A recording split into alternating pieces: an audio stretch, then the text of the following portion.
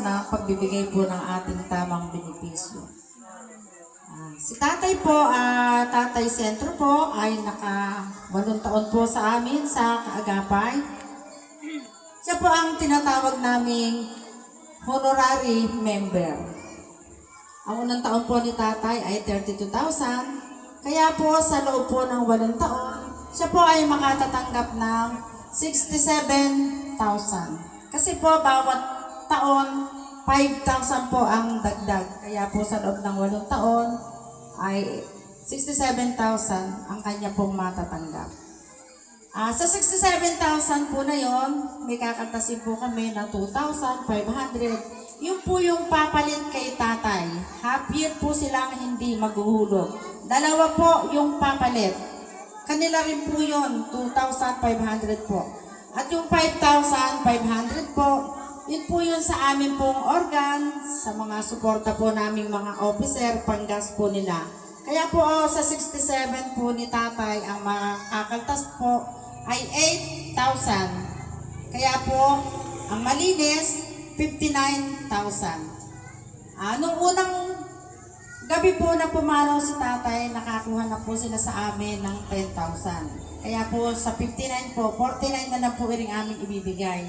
Binigay na po namin sa kanila yung 10,000 ng unang gabi po na pumanaw si tatay. Asa po yung halika na po, Kuya Joel. Leader, bigay mo po sa kanya. Dito kasi. Bilangin niyo. Ha? Sige. Sa gitna po kayo.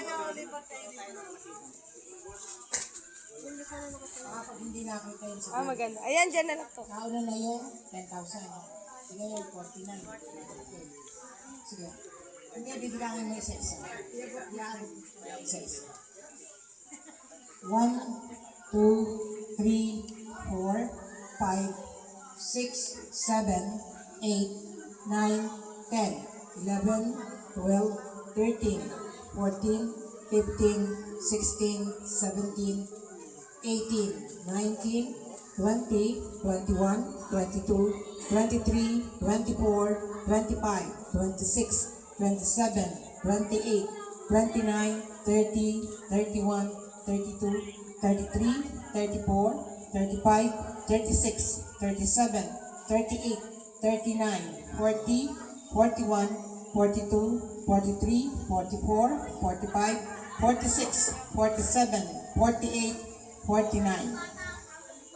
Konting salita. Sahid.